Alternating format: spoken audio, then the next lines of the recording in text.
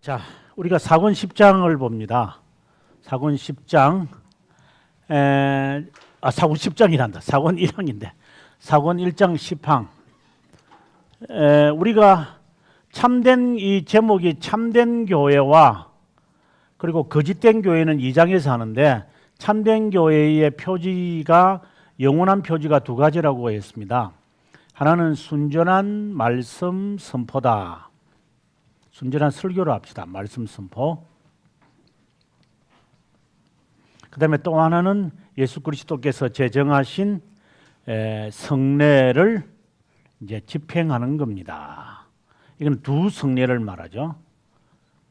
우리가 교회사 시간에 방금 했다시피 7 성례와는 다른 이제 겁니다. 자, 이 두 가지는 참된 교회의 표지입니다. 네. 그렇다고 한다면 우리가 여기서 중요하게 지금 봐야 되는 것은 결국은 이 둘 다 누가 합니까? 예, 그렇죠. 목회자가 하는 겁니다. 저는 목회자가 너무나도 중요하다는 것을 우리가 이것을 통해서 우리가 알 수 있다고 저는 봅니다. 목회자를 통하여 참된 교회가 된다. 근데 여기에다가 하나 더 더했죠. 벨지카 고백서에 보면 참된 교회는 하나 더 더하죠. 뭐냐면은 기강, 다른 말로 말하면 권징이다 이렇게 말합니다. 제가 봐도 이 칼빈의 말이 오는 건지 더 브레가 벨지카 고백서를 만드는 이 내용이 오는지 잘 모르겠어요. 그런데 핍박을 받는 가운데서 기강을 했다라는 것은 제가 이제 더 브레를 바라보면서 느끼는 건데요. 핍박 속에서도 이 기강을 그는 참된 교회의 표지라고 말할 정도라면 교회 안에 정말 바른 성도를 찾기가 쉽지 않을 거다라는 것을 전제하고 있는 거죠. 우리가 왜 그런가 하면 그 테르툴리아누스를 보면 알잖아요. 테르툴리아누스가 3세기 초에 활동을 하면서 당시의 교회의 부패성을 보고 교회를 떠나잖아요. 이제 그 사람이 그게 실수지만 이제 오늘 우리 칼빈의 글을 읽어보면 이제 그게 실수라는 것이 나중에 나옵니다만은 그 정도 하지 않으면 안 될 정도로 교회는 핍박받는 가운데서도 그렇게 타락해요. 이걸 우리가 간과하지 말아야 된다는 거죠. 그래서 기강을 핍박받는 교회에서 참된 교회를 말할 때 기강을 집어넣을 수밖에 없는 더 브레의 심정이 어땠을까? 그리고 개혁교회가 1571년에 모였을 때 이것을 채택하게 될 때 맞다 하고 채택하는 거잖아요. 그런 거 본다면 칼빈은 이때 당시 이걸 넣지는 않았지만 이제 나중에 이제 기강을 칼빈은 이제 말하죠. 이게 이제 14항이 아니고 12항이죠. 12장에 가면 사권 12장에 가면은 이 기강을 설명하거든요, 칼빈이. 그때 굉장히 강하게 말합니다. 기강이라는 것을 기강을 세워야 된다 말하는데 참된 교회의 표지는 안 넣지만 칼빈 또 기강에 대해서는 굉장히 즉 권정에 대해서는 중요하게 취급한다. 근데 문제는 이제 이런 거죠. 교회에서 만약에 이 사람을 파직을 했다 합시다. 파직하면 다른 교단으로 가버리는 거예요. 제가 시카고에 있는 제하고 같이 졸업한 친구가 무슨 일 때문에 파직을 당해서 스캔들은 아니고 파직을 당했는데 교단을 옮겨 버려가지고 목회 잘해요. 내가 보면서 야 도마뱀이 따로 없구나 하는 생각이 나. 잘리면 다시 나니까. 이제 이게 문제인가. 그래서 기강을 세운다는 게 예를 들어 이 노예에서 뭐 어려움이 있으면 다른 데 무지역 노예로 가버리면 되지 뭐. 지금 우리나라에 지금 형편이잖아요. 이러니 이게 문제가 있는 것 같아요. 이걸 법으로 이렇게 딱 하지 못하는 것 같아요. 이런 것이 이제 취약이기 때문에 기강을 참된 교회로 집어넣었다가는 아마 이게 보통 일이 생기지 않을 거다 하는 생각을 가져보는 거죠. 네, 아무튼 참된 교회 표지에서 우리가 조심해야 되는 게 뭐냐? 타락이라고 하는 것이 과연 참된 교회 표지에 들어가는가? 그렇지 않다라고 하는 것이 이제부터 칼빈이 말하고 싶은 겁니다. 타락과 부패를 참된 교회의 기준으로 보지 마라라고 이제 칼빈이 그 말을 지금 하고 싶은 겁니다. 자, 795페이지로 갑니다.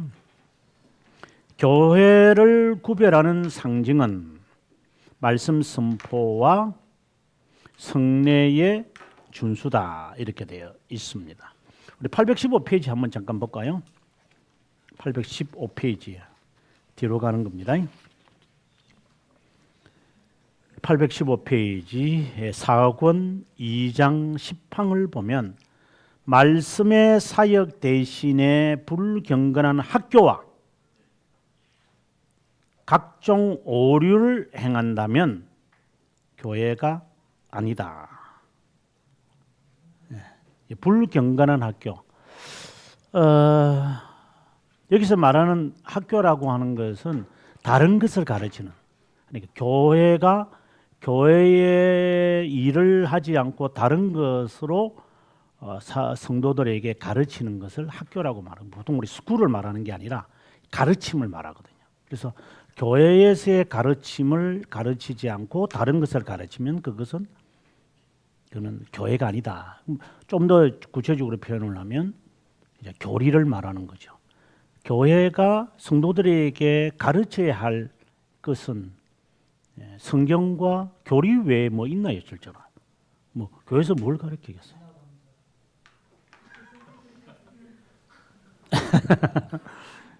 칼빈의 입장에서 보면은 그건 안 되죠.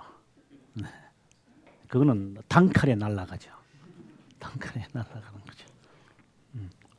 여기는 그 위에 보면 이제 그런 말이 나오는데요. 그 위에 조금 보면 이제 보면 우상 숭배, 미신, 불경건한 교리 이렇게 말이 나오거든요. 그래서 그런 맥락에서 우리가 보면 또 바로 그 밑에 보면 또 열세들은 뭐 이런 말이 나오는데 이 두 개를 하지 않으면은 다시 말해서 올바른 것을 가르치지 않거나 그리고 각종 오류라고 하는 것은 뭐 간단하죠. 미신을 말하죠. 교회로서가 아니라 미신들로 가득 찬 교회. 그러면 그건 교회가 아니다. 이제 이렇게 나중에는 그렇게 말을 하게 됩니다. 다시 돌아와서요. 말씀이 선포되는 곳마다 열매가 맺힌다는 것이 아니다. 795페이지 이 말이 참 굉장히 중요한 것 같아요. 말씀이 제대로 선포된다고 해서 열매가 맺힌다는 것은 아니다 이 말입니다. 그리고 복음 선포가 경건하게 들려질 때에 성례전이 무시되지 않을 때 그곳에는 교회의 얼굴이 기만이나 애매함이 나타나 있지 않다. 교회의 권위를 멸시하지 못하고 교훈을 거절하거나 권면에 저항하거나 기강을 가볍게 여기지도 못할 것이다. 그래서 만약에 말씀이 바로 서 있다면 성도들이 목사님의 권면과 기강을 그대로 받는다 이 말입니다. 아까 말한 대로 교회를 나가버리면 다른 교회를 가버리고 예를 들어서 이런 버릇을 갖지 않는다 이 말인 거죠. 그래 그 목사님의 신실함을 신뢰하면서 그것에 순종하며 따른다는 이것이 이게 이제 교회다 이 말을 지금 하는 겁니다. 그다음에 이제 좀 더 내려가서 교회가 하나님의 집이요 진리의 기둥과 터다 이렇게 말을 하거든요. 기둥과 터라는 의미가 뭔가 우리가 한번 살펴보도록 합니다. 888페이지를 한번 갑시다. 888 절 뒤에 가면 도대체 기둥과 진리의 기둥과 터라는 의미가 뭐냐 칼빈이 설명합니다. 자, 밑에 보면 하나님의 진리가 교회에 보존되어 있고 설교의 사역에 의해 보존되어 있다는 것이다. 결국 설교죠. 그러니까 목사님의 메시지 안에 진리가 보존되어 있어야 한다 이 말인 거죠. 그래서 목사 오늘 우리가 맛있는 음식을 먹은 것처럼 정말 맛있고 그 안에 정말 진리를 사모하는 자들이 이것에 대해서 달콤함을 느껴야 한다. 그래 이거 외에 다른 것에서 무슨 교회의 맛을 느끼려고 하느냐? 그건 아니다 이 말입니다. 이제 제가 이제 과장이다 보니까 제 조교들이 있거든요. 제가 혼자 못 하잖아요. 일이 너무 많으니까. 조교들 보고 제가 늘 일을 시키고 이러는데 오늘 조교가 내일 아마 시험 치는가 봐요. 내일 맞습니까? 내일 시험 칩니까? 목요일 시험, 모레입니까? 휴가를 내겠대요. 그렇죠 내가. 네가 시험 치냐? 이러니까 저는 시험을 안 치는데 근데 왜 네가 휴가를 내냐니까 시험 치러 가는 학생들 보내놓고 부모님들하고 같이 기도회를 하기 위해서 자기가 휴가를 내야 된대요.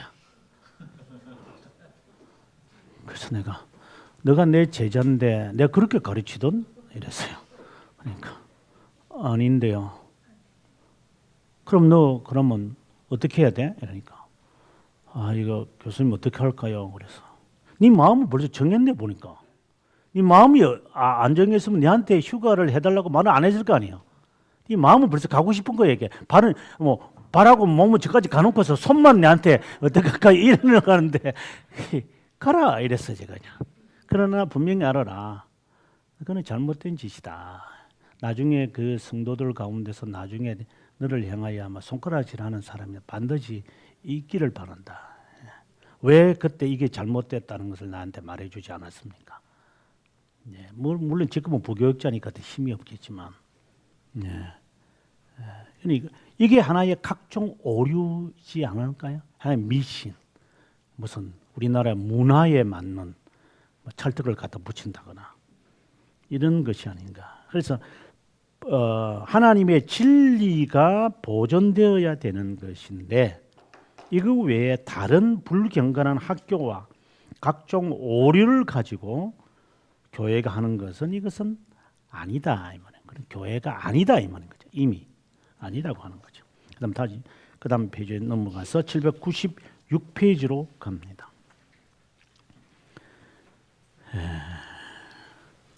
신실한 파수꾼이 되어야 한다는 것이고 하나님께서 그 교회의 도움으로 순전한 말씀 선포를 보존하기를 기뻐하셨고 영적 자양분을 우리에게 먹이고 구원의 열매가 맺히도록 제공하는 부모로 자신을 나타내시기를 기뻐했다. 이런 교회를 배반하는 것은 이 교회가 말씀에는 문제가 없어요. 정말 올바로 선포해요. 그런데 그 교회를 떠난다거나 그 교회를 부인한다는 것은 이것은 간악한 분열을 경계해야 된다. 이 말을 지금 하고 있는 것입니다. 자, 사탄은 두 가지 이 표지를 없애려고 할 것입니다. 어쨌든 없애려고 한다. 어떻게 없애려고 하느냐 하면 첫 번째는 핍박을 주어서 없애려고 할 것입니다. 보면 넷째 줄에 보면 사단은 이 표지를 폐지하고 전멸시켜 교회의 참되고 순전한 구별을 없애려고 한다. 그 다음에 사탄은 공개적으로 모반하여 교회로부터 우리를 떠나도록 한다. 순전한 말씀 선포가 중요하지 않다. 저는 성도들을 이렇게 보면서 느끼는 게 자신의 성향에 따라서 교회를 정하는 경우가 많아요. 제가 다는 안 봤지만 말씀을 따라서 움직이는 게 아니라 성향을 따라서 움직이는 이게 보통 교회 성도들의 삶이니까. 그래서 저는 어떻게 하냐면 이제 성향을 따라서 움직인 거냐 아니면은 말씀을 따라 움직이는 거냐를 이제 알기 위해서 이사 오라고 이렇게 이야기를 하는 거죠. 네. 이사 오지 않으면서 교회를 옮기겠다는 것은 안 된다. 자, 이런 이제 이야기를 저는 하게 되는데, 근데 그것도 뭐 올바른 건 아닌 것 같아. 이사 와도 그다음부터는 바꿔야 될 것 같아요. 이사가 아니라 집을 사라. 이렇게 이렇게 해야 되겠는데, 전세로 오다 보니까 또 2년 지나면 이사가 버려야 되잖아요. 그러니까 전세 계약 끝나면 떠나버려 그냥. 그래서 이것도 아니겠다. 그러다 보니까 이게 또 너무 세속화되니까 이제 그만하자 하는 생각도 들긴 들고. 아무튼 제가 말하고 싶은 것은 순전한 말씀 선포가 중요하지 않다라고 말하고 싶다. 그래서 유혹할 때 양손에 들어야 하는 것이 있다. 이렇게 말씀이 중요하지 않다고 사탄이 유혹할 때 우리는 두 가지를 마음에 생각해야 한다 이 말입니다. 첫째, 교회라는 칭호는 우리를 속이지 않기 때문에 교회라고 주장하는 모든 모임의 시금석은 이 기준을 가지고 있었다. 이 기준이 뭐냐? 앞서 이야기했던 두 가지 표지를 늘 생각해야 한다.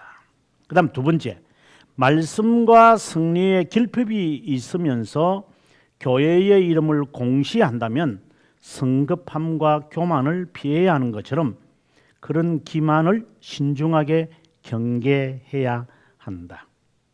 이 말은 말씀이 없거나 교회가 아닌데 뭐 교회를 떠나는 것은 자연스러운 거 아니에요? 그렇지 않아요? 그는 교회가 아니기 때문에 여기서 하는 말은 그 말이죠. 그런 기만을 신중하게 경계해야 한다. 속지 마라 이 말인 것이죠. 그 다음 797페이지 갑니다. 사탄의 계략. 그 다음에 이제 하나는 앞에서 말했던 건 사탄이 어떻게 우리를 유혹하느냐면 첫째는 핍박이고 두 번째는 유혹시킨다 그랬어요. 그런데 797페이지에 가서는 이제 어떻게 하느냐 하면 비본질적인 문제에 관심을 갖게 한다 이 말입니다. 그 중간에 그래 돼 있죠. 한 9절 내려오면 비본질적인 것이 뭐냐 밑에 보시면 각 주에 보면은 4권 2장 1항에 보면 칼빈이 근본적이고 근본적이지 않는 믿음의 항목을 구별하기를 바란다. 그러면서 고린도전서 3장 11절을 주석하면서 깨뜨리는데 현명치 못한 근본 교리는 그리스도를 굳게 붙잡는 것이다. 그 이유는 그분이 교회의 유일한 근본이 되기 때문이다. 그리스도를 끝까지 붙잡게 하는 바로 그 주제들이 있어요. 이제 이것이 본질적인 거다. 이제 칼빈은 그 말하는 거죠. 본질적인 것은 뭐냐면은 본질적인 것은 그리스도를 붙잡게 하는 거다. 끝까지 그리스도만큼은 어떤 일이 있어도 나는 그리스도를 붙잡겠다라고 하는 말씀과 이 성례의 집행이다. 이렇게 보는 거죠. 어쨌든 그리스도만 나는 붙잡고 있어야 합니다. 라고 하는 그 가르침. 그것이 우리가 이제 하나 구체적으로 이야기해 봅시다. 그러면 우리는 삼일체론이고 이렇게 되겠죠. 철저한 거죠. 그 다음에 그리스도론이고, 그리스도론이고, 이거는 가장 이제 핵심적인 이야기인 거죠. 저는 뭐 예를 든다면, 그러니까 그리스도의 그 다음에 뭐 이 안에 들어가게 되어지면 이제 하나씩 많이 들어가겠지만, 그 다음에 저는 섭리라고 봐요. 섭리와 예정을 섭리 안에 집어넣었어. 이러한 사상들은 그리스도를 붙잡게 하는 본질적인 것들이 아닌가. 그런데 이런 것들 외에 비본질적인 것에 관심을 갖게 만들어. 아까 목사님이 잠깐 말씀하셨지만 문화, 교회 행사를 보면 가르치고 배우는 것이 아니라 행사에 사람들로 동원시켜버리는. 어느 권사님이 전화가 와서 자기 교회가 40주년이네요. 그러면 40주년 성도들이 한 600명 되는데 그 40주년 행사를 뭘 하는가 하니까 4천만 원을 들고, 그러니까 40주년이니까 4천만 원을 들어서 내장산인가 그 구경하러 간다 그래. 그게 40주년 행사래야. 4천만 원이라는 계획을 갖고. 그래서 자기가 볼 때 교수님 생각에 이것이 옳은 거예요. 아니죠. 그건 틀렸네요 보니까. 그 4천만 원 그냥 선교사님들한테 보내라 하시죠. 그게 더 의미 있는 것 같아요. 근데 교회는 그런 것에 관심이 있는 거죠. 헌금을 지가 지 돈 내고 지 돈 먹기, 지가 돈 내고 그 돈 챙겨 먹는 거, 이런 형태인 거 아닌가요? 여튼 이거 헌금을 그렇게 쓰도록 헌금을 낸 것인가 그게? 그러니까 지가 돈 내고 지가 놀러 가는 거죠. 하나님 앞에 생색내고 하나님께 바쳤다고 생색내고 쓰는 건 지가 다 쓰고. 과연 이게 이런 것들이 과연 옳은 것인가 하는 이렇게 생각이 드는 거죠. 그래서 다른 것에 관심을 갖게 만든, 비본질적인 것에 자꾸 관심을 갖게 만든다 이 말입니다. 그다음에 이제 크게 세 번째, 사단은 우리들에게 그다음에 뭐라고 하느냐면 스캔들을 가지고 교회다 아닌 것을 우리에게 말하려고 한다 이 말을 지금 이야기를 합니다. 그 다음 페이지 넘어갑니다. 둘째 줄에 보면 아주 중요한 798페이지 둘째 줄부터 아주 중요한 내용이 나오는데요. 그리고 799페이지에 가보면 16항에 가서 있는 이 내용하고 같은 내용이거든요. 이게 아주 내용이 같습니다. 자, 먼저 볼게요. 먼저 798페이지 넷째 줄에 의에 사려 없는 열정을 가진 사람들로, 초대교회의 도나투스파나 중세시대의 카타르파나 종교개혁 시기의 제세례파와 같은 사람들이 있는데, 이 사람들은 교회에 스캔들이 있으면 잘못됐다 이렇게 하면서 개미들을 자기 품으로 끌어당기는 사람들. 그러니까 잘 보셔야 합니다. 인간은 사람들에게 열정을 갖게 하면서, 지금 같으면 제가 지난주에 제가 저희 교회 그 중학생 보고 한 번 세게 꾸진 적이 있어요. 이게 방탄 애가 하면 놓으면 이게 완전 미쳐버린 것 같아. 이게요. 방탄 지가 나를 하나? 근데 왜 내가 지를 좋아해야 돼요? 근데 거의 다 그렇잖아요. 티네이저들은. 마치 그것처럼 앞에 있는 이런 히로우와 같은 행동하는 사람들은요, 이 조문하기들을 막 끌고 다니려고 그래요. 이게 자기가 옳다는 것을 이렇게 열성을 막 이렇게 내고 사람들에게 지지를 얻는 이걸 이 사람은 즐겨요. 이게 인간의 본능이에요. 이게. 그게 이단들의 특성이라는 거예요. 그렇죠. 이단들이 뭘 지적하느냐면 기존 교회가 잘못되고 있는 것을 계속 지적하잖아요. 그러면서 그거 불만이 있는 사람들이 자기 쪽으로 쫙 오도록 만들어 버리는. 과거에 저기 남영동에 있는, 지금은 목사님 바뀌었지만 그때 청년이 우리 교단에서 제일 많이 모였으니까 7층 모였으니까 지금도 많이 모이죠. 그 청년들은 그 목사가 앞에서 설교하는 그 보면 다 비판하는 설교더라고. 내가 그 들어보면. 근데 청년들은 좋거든요. 그게 이 애들이 좌우 분간이 있나? 20대 애들이 좌우 분간이 있나? 이 애들이요. 그냥 멋있기만 보이면 다 따라가는 애들이니까. 그래가지고 거기에 막 쏟아져 갔다가 결국은 일을 저질러서 결국은 이제 다른 데 가서 또 이제 일을 하게 되어지는 나타납니다만은, 이런 부류의 사람들이 있다라고 하는 거죠. 근데 이단들이 그런 특성이 있다. 그 말을 지금 여기서 하려고 하는 겁니다. 잘 보셔야 됩니다. 교회의 거룩성은 중요합니다만은 선한 자들과 나쁜 자들이 함께 교회에 섞여 있기 때문에 그리스도의 천국 비유를 기억해야 합니다. 흠이 없는 교회를 찾는 것은 헛수고다.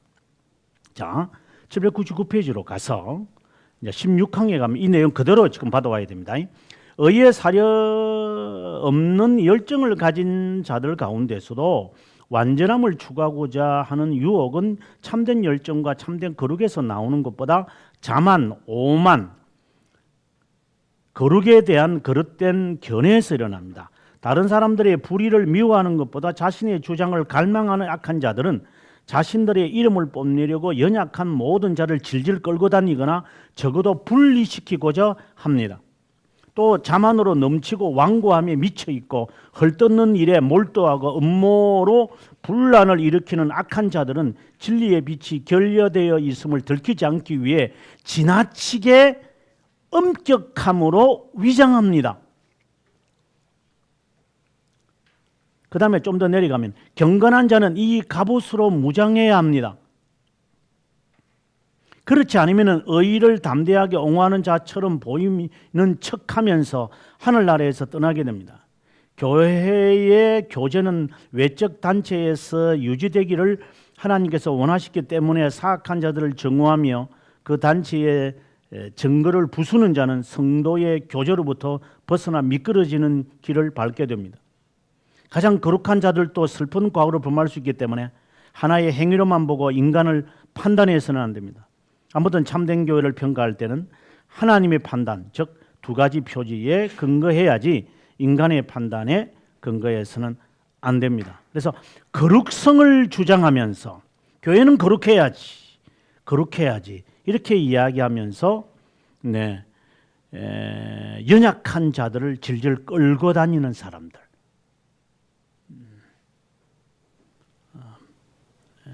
제가 이제 학교에 있다 보니까 이제 느끼는 게 이제 학교에서 제일 무서운 부류가 학생들이에요, 실제로. 학생들이 이게 등록금을 내는 거니까. 그럼 이 아이들은 굉장히 어린 아이들이고 교수를 뭐 최고로 존경하니까 이 애들을 이용할 수 있어요, 이게. 교수들이. 그래서 제가 신대원 다닐 때도 그랬고, 신대원에서 데모 일어날 때 보면은 교수들은 앉아서 수업할 생각은 안 하고 학교에 있는 일을 실컷 이야기해서 학생들 하여금 막 공부보다도 막 분노를 갖게 만들고 이렇게 해서 학생들을 들끓게 만들고 그래서 자기는 뒤로 싹 빠지고 아이들 하여금 지치게 바람막이를 만드는 이런 그 사람들의 행동을 많이 봤죠. 나는 너무 안타까워요. 그것처럼 굉장히 열정을 갖고 있는 것 같지만 의에 대한 사려 깊지 못한 열성을 가진 것이다. 자, 이렇게 해서 사단은 참된 교회를 자꾸 떠나도록 만든다 이 말이야. 말씀보다도 그것에 더 관심 갖게 만들 것이다 하는 것을 이야기합니다. 그것에 대해서 칼빈이 또 계속 설명을 하기를 798페이지에 보면 고린도 교회를 봐라. 얼마나 부패한 교회인가. 하지만 교회와 관계를 끊으려고 하지 않았다. 그 말을 지금 798페이지에서 하고요. 그 다음에 799페이지에 가서 15항에 보면 바울이 자신의 교제에 가증한 범법자를 용납한 것에 대해 고린도 교인들을 날카롭게 비판한다고 하면서 불결한 삶을 사는 사람들과 음식을 먹는 것이 불법적인 것을 선언하는 일반적 편견을 내립니다. 돼지들과 개들이 하나님의 자녀 가운데 있는 것은 불명예고 그리스도의 신성한 몸을 그들에게 매음된다면 더욱 큰 불행이 될 것입니다. 그렇지만 교회들이 제대로 질서를 갖추고 있다면 자신들의 품에 사악한 자를 품지 않을 것입니다. 목회자들이 항상 열정적으로 깨어 있는 것도 아니고 이따금 지나치게 관대하거나 적절한 엄격함을 실행하지 않기 때문에 사악한 자가 성도의 교제에서 제거되지 않을 수 있습니다. 교회가 그 임무에 부주의한다고 해서 각 개인은 교회를 떠나야 하는 결정을 내릴 권한은 없습니다. 사악한 자들과 친밀한 교제를 피하는 것과 그들을 미워하면서 교회의 교제를 거부하는 것은 다른 겁니다. 이게 서로 다르게 말해보죠. 사악한 자들과 친밀한 교제를 피하는 것, 그거하고 교제를 거부하는 것하고는 성격은 비슷한데 다른 겁니다. 교회를 떠나지 마라. 참된 교회를 떠나지 마라라고 우리에게 권하고 있다고 봅니다. 그 다음에 계속해서 거룩에 관한 이야기를 계속해서 합니다. 800회제에 가서 둘째 줄에 교회의 거룩은 미완성입니다. 거룩해야 하지만 미완성이다라는 말. 그 다음 801페이지에 가서 선지자들도 한번 보자.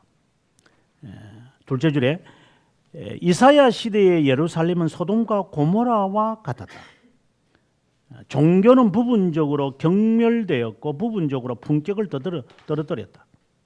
도덕적인 면에서는 도둑, 강도, 불신, 살인 이와 유사한 범죄들이 난무했다. 하지만 선지자들은 자신을 위해 새로운 교회를 세우거나 분리된 희생 제사를 드릴 새로운 제단을 설립하지 않고 그들이 어떻든 간에 주님께서 그들에게 말씀을 맡겼고 경배의 의식들을 제정했음을 반영하면서 불경건한 자들이 함께 섞여 있더라도 그들은 그분에게 순결한 손을 뻗쳤다. 밑에서 셋째 줄에 교회의 교제로부터 물러서려고 한다면 우리는 너무나 오만한 자들이 아닐 수 없다. 그 이유는 모든 삶이 우리의 판단에 맞아야 하거나 기독교 고백에 일치한다고 보기 때문이다. 여기 오만이라는 말이 벌써 두 번 나왔는데요. 오만에 관한 이야기 제가 다 기억을 못 해가지고 오늘 제가 좀 적어왔습니다. 하도 많아가지고 제가 여러분 제가 부를 수 있는 한 제가 부를 테니까 여러분께서 어떻게 한번 잘 정리하셔야 되겠습니다.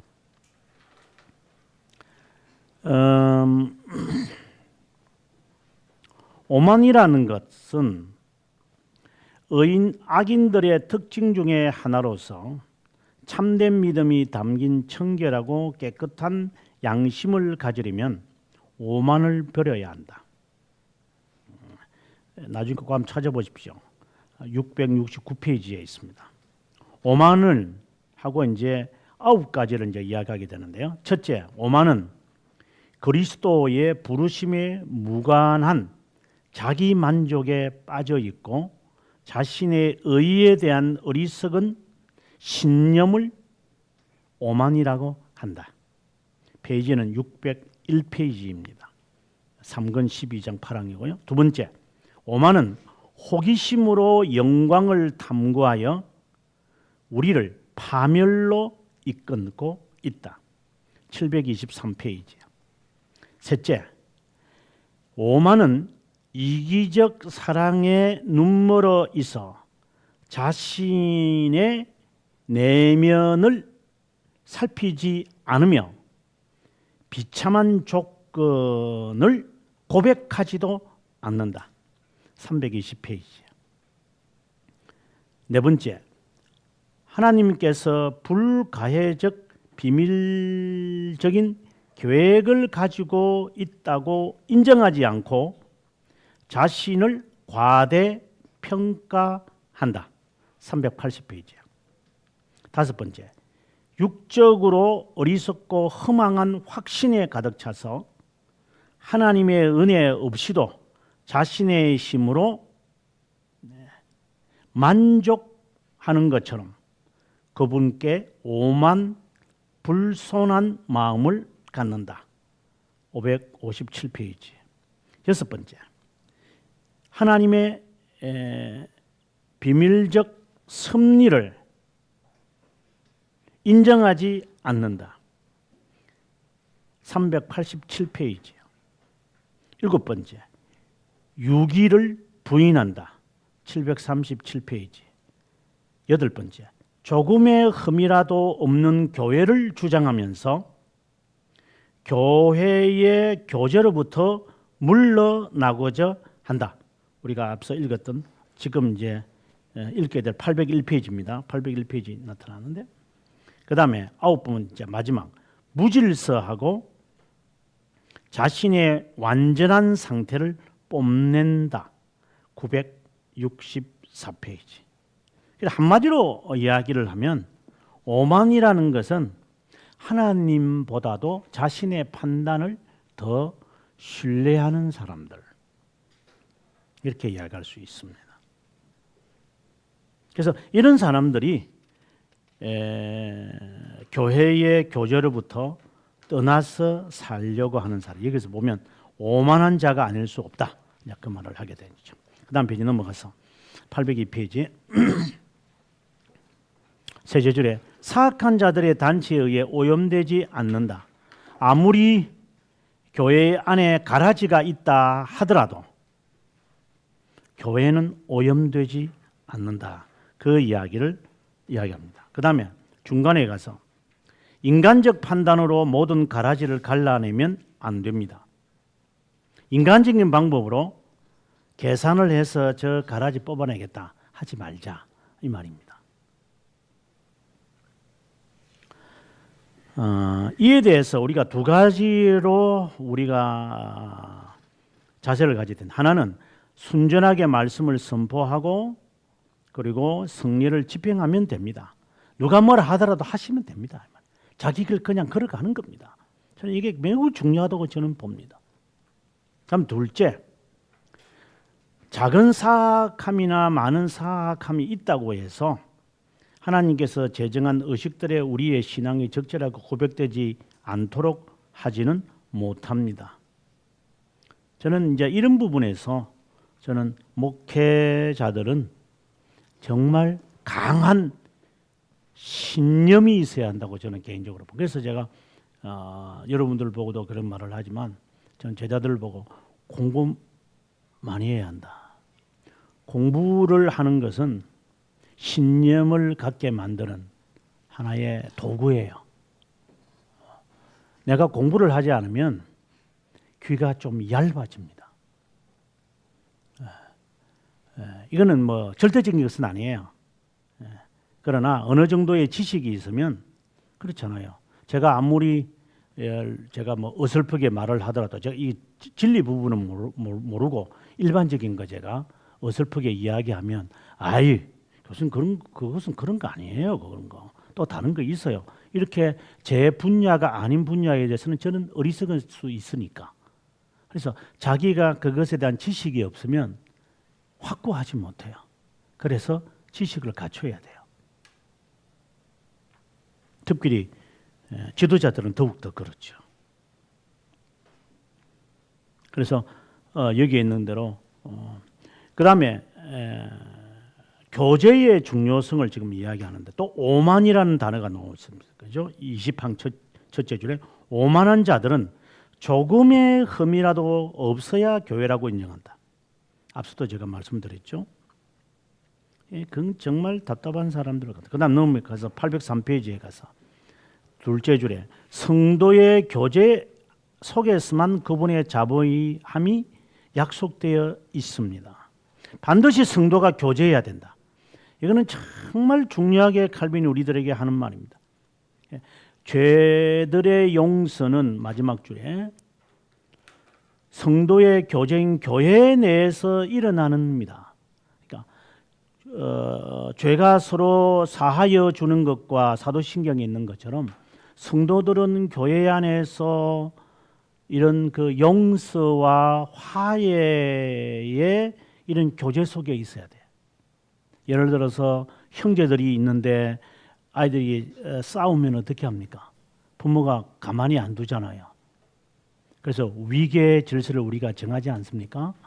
첫째, 둘째를 보고 그것처럼 교회도 마치 패밀리처럼 무질서하게 만들고 올바른 것을 예의 바르게 하지 않으면 목사가 거기에 기강을 세워야지. 너 그렇게 해가지고 되겠느냐고. 그런데 그렇게 못한다면 우리가 아다시피 이제 이 애는 이제 스포일 되는 거죠. 이제 한국 교회가 그렇다. 그래서 이제 여기에 기강이 자연스럽게 나오는 건데 이게 올바른 것에 대해서 목사님은 말씀하지 않고 살지도 않고 가르치지도 않으니 성도들은 삶은 엉망이 되는 거죠. 왜 과거에 어르신네들이 이렇게 결혼을 하게 될 때에 그 가문을 보는지 저는 잘 어릴 때는 제가 잘 몰랐어요. 제가 이제 사돈을 보면서 그리고 이제 이런 주례도 하면서 이렇게 보면서 느끼는 게 있어요. 아, 옛날 어르신들이 다 틀린 것은 아니구나. 물론 이제 용천에서 뭐 저는 뭐 도랑에서 뭐 용이 날 수는 있죠. 뭐 그거는 특별한 경우가 있죠. 나사렛에서 뭐 선지자가 나겠느냐 뭐 이런 말을 할 정도였다면 그 말도 일리가 있는 거죠. 하지만 일반적인 경우를 우리가 봤을 때에 정말 그 부모를 보면 알겠다 이런 생각이 드는 거예요. 그래서 그 교인 성도가 저렇게 버릇이 없다면 저는 분명코 저 신앙생활 제대로 교육 못 받은 거다 저거요. 그럼 그 목사님에 대해서 이야기할 수 있는 거죠. 그래서 우리가 성도들에 관해서 목사는 정말 책임을 가져야 돼요. 바르게.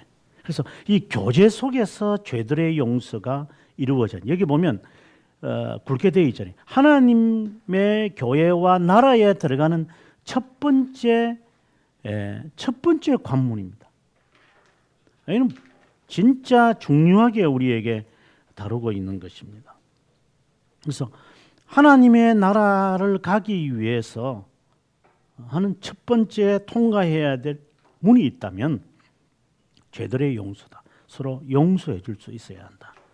근데 아직도 그런 용서가 없다면 마음이 이제 안타깝죠. 그다음에 제일 밑에 신자들 가운데 22양 신자들 가운데 있는 13 고난에 대해서 한번 봅니다.